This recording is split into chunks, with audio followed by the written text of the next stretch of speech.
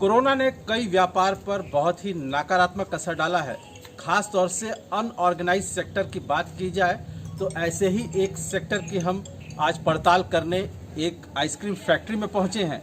Ice cream के निर्माण के बाद स्थानीय जो युवक हैं उसको इस तरह की गाड़ियों में भर करके शहर के अलग अलग इलाकों में उसकी बिकवाली करते हैं।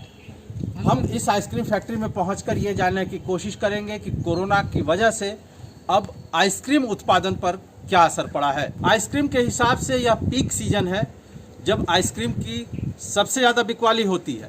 साथ ही साथ बर्थडे और शादी विवाह के पार्टियों में भी आइसक्रीम वेंडर्स को वहां बुलाया जाता है और इसके मद में उनको खासी आमदनी होती है।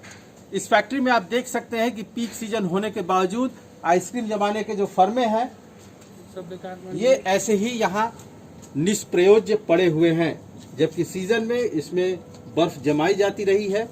लेकिन लॉकडाउन की वजह से, कोरोना की वजह से जो आइसक्रीम उत्पादक हैं वो बुरी तरीके से प्रभावित हुए हैं और सब तरफ ऐसे ही सामान बिखरे पड़े हैं। हमारे साथ एक आइसक्रीम वेंडर हैं, उनसे हम बातचीत करते हैं और जानते हैं कि इस सेक्टर पर कोरोना ने क्या प्रभाव डाला है।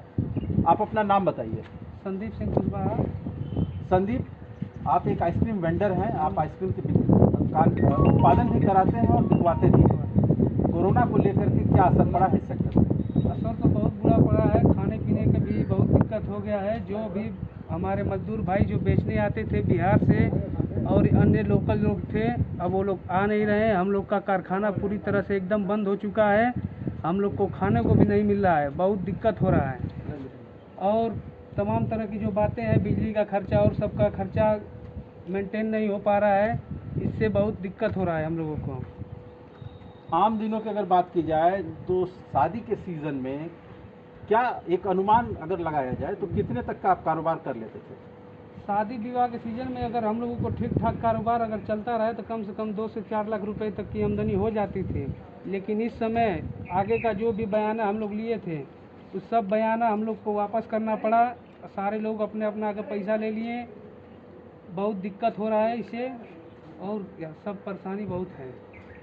आगे की योजना ये रहेगी कि हम लोग को सब काम धाम बंद करके अपना दूसरा काम धाम करना पड़ेगा। ऐसे चलेगा तो बहुत बेकार हो जाएगा। कोरोना की स्थिति ऐसी रही तो बहुत एकदम हम लोग का धंधा चौपट हो जाएगा। आइसक्रीम बेचना तो दूर, हम लोग बनाने के बारे में सोच भी नहीं सकते हैं। तो आपने देखा कि संदीप ने बताया कि अगर यही स्थिति रही तो इन्हें आइसक्रीम उत्पादन का काम बंद करके कोई और काम करना पड़ेगा। गाजीपुर में इस तरीके की सैकड़ों फैक्ट्रियां हैं। सूबे और देश में बात की जाए तो यह संख्या करोड़ों और लाखों में जाएगी। अब संदीप के स्थिति से हम एक अगर बड़ी तस्वीर खींचे तो आइसक्रीम निर्माण को लेकर के जो चुनौतियां हैं वो स्पष्ट होती नज़र आ रही हैं। एक तरफ बिकवाली नहीं हो रही है, दूसरी तरफ मजदूरों का खर्चा, बिजली का बिल और इन तमाम आर्थिक दबाव में संदीप और उनके जैसे तमाम आइसक्रीम उत्पादक इस धंधे को बंद करने का भी निर्णय कालांतर में ले सकते हैं।